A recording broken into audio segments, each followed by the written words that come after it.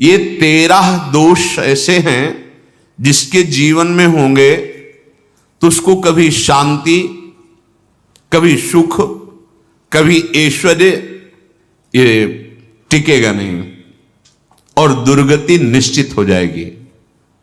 बहुत ध्यान से सुने। एक श्लोक में 6 दोष और दूसरे श्लोक में 7 दोष। उपासक को कभी इन दोषों को अपने अंदर टिकने नहीं देना चाहिए। और जो संसार के मार्ग में चल रहे हैं, अगर इन दोषों में चलेंगे तो वो जो आपके पुण्य कर्मों से ऐश्वर्य है भी वो नष्ट हो जाएगा। आप दुख, चिंता, शोक से ग्रसित होकर बड़ा दुख में जीवन व्यतीत करेंगे और आपकी गति बिगड़ जाएगी, दुर्गति हो जाएगी। ये 13 लिख लो दिमाग में, डायरी में, क्योंकि ये नोट हो रहा है, आवाज डाली जाएगी। आप बार बार सुन, इनसे बचिए। अपनी बड़ाई, अपनी प्रशंसा कभी अपने मुख से नहीं करना, नहीं तो आपके पुण्य नष्ट हो जाएंगे, बुद्धि भ्रष्ट माने गिर जाएगी। अगर परमार्थ में चल रहे हैं तो भी, और व्यवहार में तो पुण्य नष्ट हो ही जाएंगे। बुद्धि गिरी हुई तभी ऐसी बात होती है। और यह दोष बहुतायत है, ये बहुत प्रभावशाली है। अपनी बड़ाई मारना, इसको देख लो, पकड़ो, सत्संग है। अपने मुख से कभी अपनी बड़ाई ना करना। अगर कोई अपने मुख से अपनी बड़ाई करता है तो उसके सुकृत नष्ट हो जाते हैं, बुद्धि भ्रष्ट माने गिर जाती, पतित हो जाती है, फिर निर्णय ठीक नहीं। अगर हमारा सारथी, हमारा ड्राइवर मूढ़ हो तो कहीं भी हमको गिरा देगा, तो वो बुद्धि भ्रष्ट मतलब गिर जाती है, निर्णय करने लायक नहीं रहती। अपनी प्रशंसा अपने मुख से करना। दूसरा, लोलुपता, ये वृत्ति नहीं होनी चाहिए। धर्म से चलेंगे, धर्म के द्वारा जो हमें प्राप्त होगा उसी से हम अपना भरण पोषण करेंगे।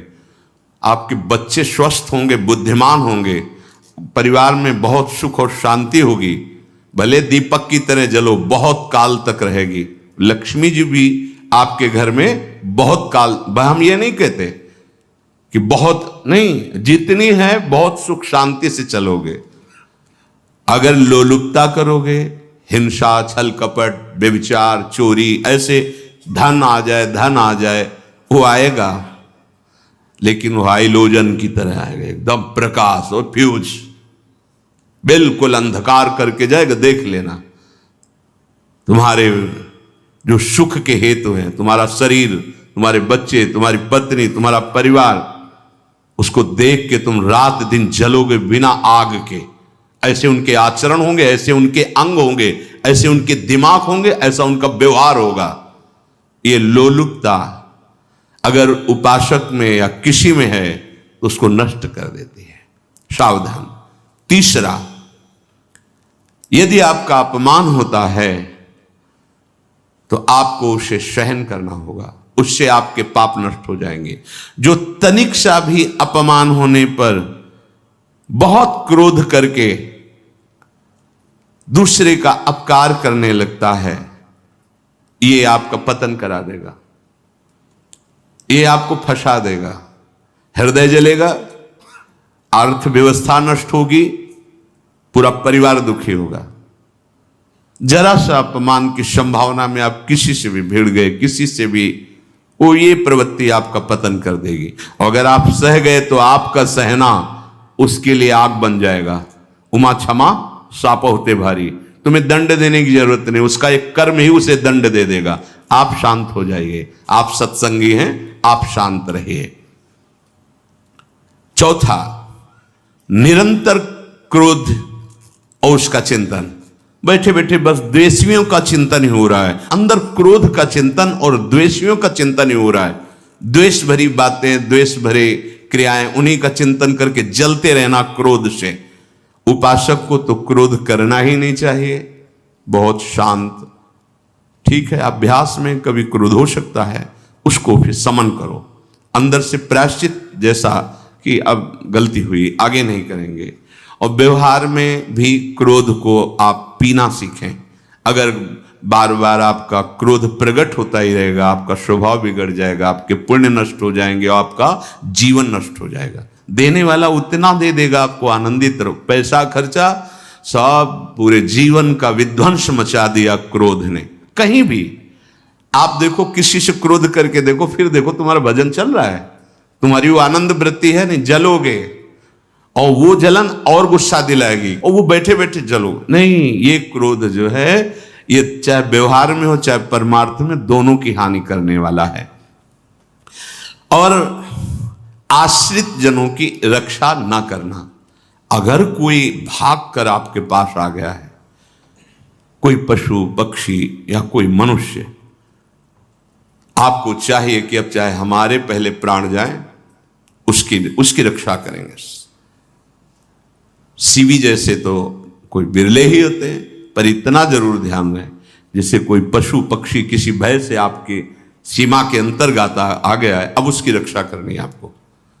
अगर आप स्वयं मार देते हैं या मरवा देते हैं, या आपके सुकृत नष्ट कर देगा, या आपकी दुर्गति का कारण बन जाएगा। और जो पाप कर्म उत्साहित होकर करते हैं, उपासक को तो बहुत सावधान रहना चाहिए, पर व्यवहार में भी जो नहीं करना चाहिए, अगर वो पाप कर्म आपके द्वारा मन में प्रेरित हो रहे हैं, संकल्प बन रहा है, क्रियाएं हो रही, दुर्गति पक्की, पुण्य नष्ट हो जाएंगे, दुख अशांति बढ़ती चली जाएगी, कभी शांति नहीं प्राप्त कर पाएंगे। ऐसा नहीं कि जो मन में आवे सो करें। पापाचरण निडर और उत्साहित होकर करना, अगर ऐसे लक्षण है, निश्चित दुर्गति होती है। ये 6, अपनी बहुत बड़ाई करने वाला अपने मुख से, लोलुपता, तनिक से अपमान में सहन ना करने वाला, निरंतर क्रोधी और आश्रित जनों की रक्षा न करने वाला, और निडर हर्षित होकर पाप कर्म करने वाला। दूसरे श्लोक में 7 है, 6 7। 1, संभोग का ही चिंतन करना, संभोग में ही मन लगाना, संभोग दूसरी स्त्रियों के साथ करने की भावना रखना, जीव नष्ट हो जाता है।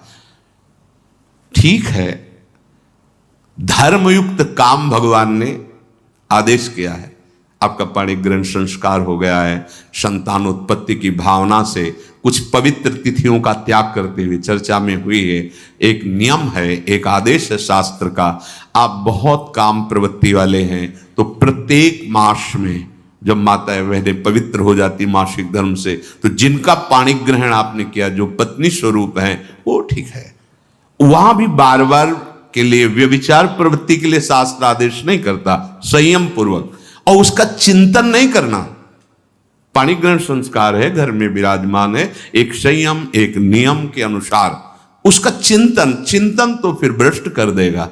चिंतन प्रभु का करना है, चिंतन प्रभु की सेवा जो आपके कर्तव्य, इसके चिंतन से बचो। घातक है, बहुत बड़ा जहर है। अगर विषय चिंतन होने लगा तो मरोगे, जिंदा जलोगे, दुर्गति भी होगी। ये अंदर की जो आग है ना, कामाग्नि, ये इतनी बढ़ती चली जाएगी, तुम्हारे होश खराब हो जाएंगे कि मुझे क्या करना चाहिए क्या नहीं करना चाहिए। कोवा मदांधो मदना तुरोवा, अंधा हो जाएगा, नहीं दिखाई देगा अनुजा तनुजा क्या है कौन है, कुछ नहीं, भ्रष्ट बुद्धि। संभोग का चिंतन नहीं। धर्मयुक्त काम आदेश है शास्त्र में। यदि आप प्रवृत्ति मार्ग में हैं तो अपनी पत्नी को जो पाणिग्रहण स्वीकार किया है, वहां भी पवित्र तिथियों का त्याग करते हुए, एकादशी है, रामनवमी है, नवदुर्गा है, जन्माष्टमी है, राधाष्टमी, जो पवित्र तिथियों का त्याग करते हुए, और ऐसे जो मर्यादाएं हैं उसके अनुसार, और कहीं पराई स्त्री के साथ संभोग की बात, निश्चित दुर्गति पक्की है। ऐसे ही माताओं के लिए है, स्त्री शरीर के लिए है। यदि वो ऐसी गलत चेष्टा, तो पतिवंचक परपति रति करही, रौ नरक कल्प सत परही। ये भोग चिंतन से बचने की चेष्टा कीजिए तो क्रिया से अपने आप बच जाएंगे। विषमता रखने वाला, सबके साथ बर्ताव ऐसा कि मैं बहुत श्रेष्ठ हूं और दूसरे सब नहीं, ऐसा व्यवहार नहीं।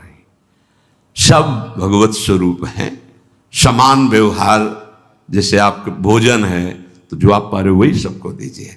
बैठने की व्यवस्था, उठने की व्यवस्था, क्रम बाय क्रम, पर उसको भी नीच भाव से मत देखिए। उस कोटि का उसको प्यार दीजिए, दुलार दीजिए, सम्मान दीजिए।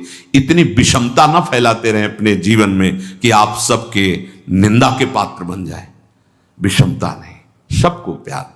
हाँ ठीक है, पुत्र का अलग प्यार है, भाई का अलग प्यार है, पिता का अलग प्यार है, पर हमारा व्यवहार प्रीति युक्त होना चाहिए, विषमता भरा नहीं होना चाहिए।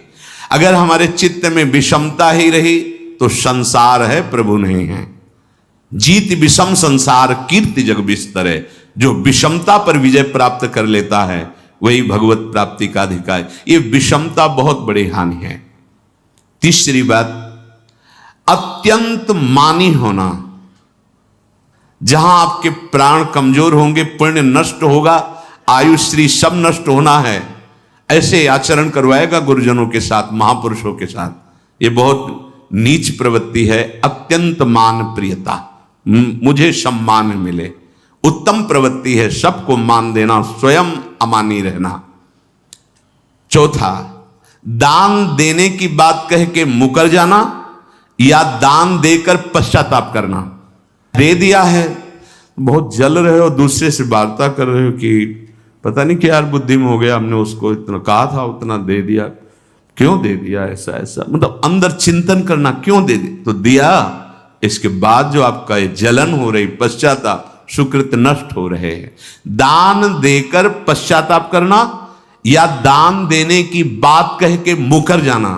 जैसे आपने कह दिया आपको इतना इतना ऐसा, अब आप मुकर गए, ब्याज सहित तुम्हें देना होगा, ये तुम्हारी दुर्गति का कारण बन जाएगा। ऐसे ही नहीं बोलना चाहिए, बहुत होश से। वाणी एक अमोल है, जो कोई बोले जान, ये तराजू तौल के तब मुख बाहर आन। पांचवा, अत्यंत कृपण होना। ना परिवार को सुखी कर पा रहा, ना अपने को सुखी कर पा रहा है। एक एक सिक्का बैंक में जो मर गया। धन की वास्तविक गति यही है कि अपने परिवार को खूब उसकी अनुकूलता प्रदान करो, उसमें से कुछ हिस्सा किसी ऐसे को जिससे तुम्हें बदले में कुछ लेने की भावना ना हो। कोई साधु महात्मा, गाय, पशु, पक्षी, किसी भी जीव बीमार है, शरीरधारी, उसके जिससे कुछ कभी लेने की भावना ना हो, एहसान की भावना ना हो। सो धन धन्य प्रथम गति जाकी, धन्य हो गया उसका धन। अब वो कृपण का धन किसी काम में ना स्वसुख, ना परिवार के सुख, ना धर्म कार्यों में, व्यर्थ जीवन चला गया। उसी धन का चिंतन करना, उसी का संग्रह करना और उसी की रक्षा करते करते शरीर छोड़ देना। तलाओ धर्म, अर्थ, काम, मोक्ष। और जो बालक, स्त्री, पागल, असहाय, जो इनकी रक्षा न करके इनकी हानि करता है, दुर्गति निश्चित है।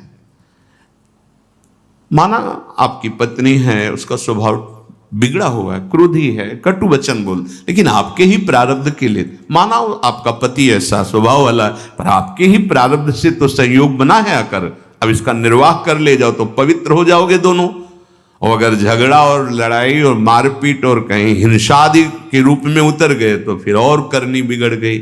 बालक है, आप उसको ज्ञान नहीं कि आप पवित्र है, कि आप पवित्र है, उसको ज्ञान नहीं कि आप उसके साथ व्यवहार अच्छा कर रहे हैं कि बुरा कर रहे हैं। रक्षा करनी है आपको, शोषण नहीं करना। कह रहे हैं स्त्री, बालक और पागल, जैसे विक्षिप्त है, पागल है, आपको रक्षा करनी है।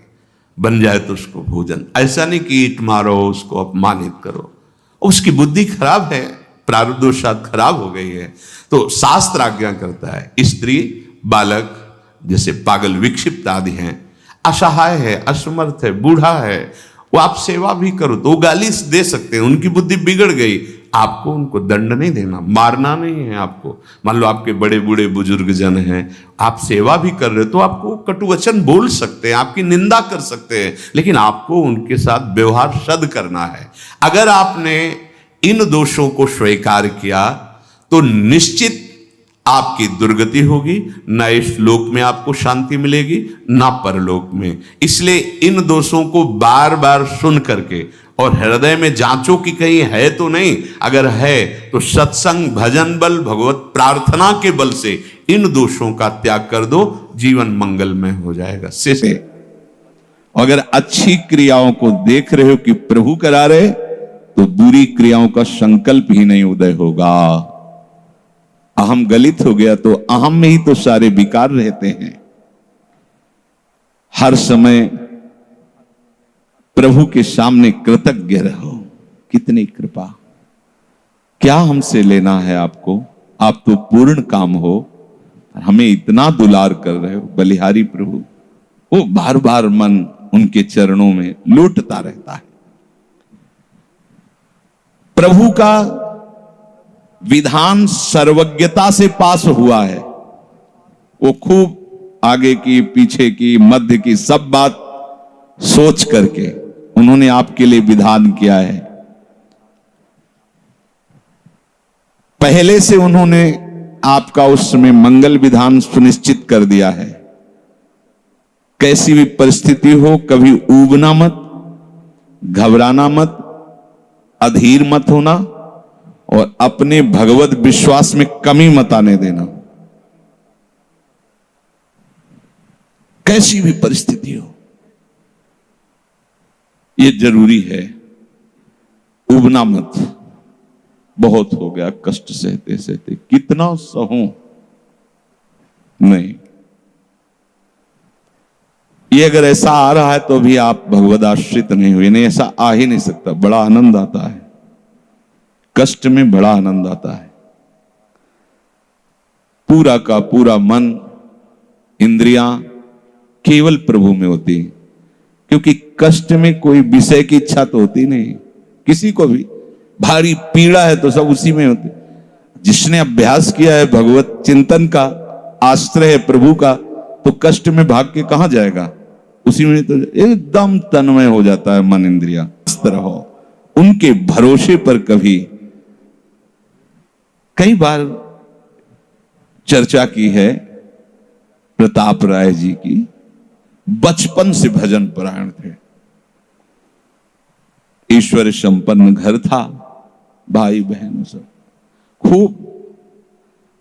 कुछ दिनों बाद माता पिता पधार गए, पूरा अधिकार। ऐसे भजन में डूबे रहते कि उनका व्यापार था कि जैसे कोई धन लेने के लिए आया तो उसके लिए कुछ गिरवी रखना होता था, आभूषण आदि, और जितनी आवश्यकता है आप धन ले जाइए, और जब धन मिल जाए तो ब्याज से ही तो उसमें रख जाना और अपना सामान ले जाना। एक बक्सा रखा रहता था और वो आप माला लिए हर समय भजन करते रहे। बड़े वास्तविक आंतरिक वृत्ति से प्रभु में लगे थे। पर उनकी कुल परंपरा का यह व्यापार था। जैसे सदन जी की कुल परंपरा, तो कुछ गृहस्थ ऐसे महापुरुष जो अपने, भगवान भी कहते पर धर्मो भयावहा सुधर्मो निधनो श्रेया पर धर्म, वो जो वहां का काजी था उसने देखा कि बिना किसी प्रयत्न के बड़ा आनंद इनके चल रहा है, तो जलन होती। जो भगवत विरोधी जन, विमुख जन होते हैं तो जलन होती है। इसको दूसरे रूप में हम कह सकते हैं कि प्रभु अब उनके भजन का फल देना चाहते थे।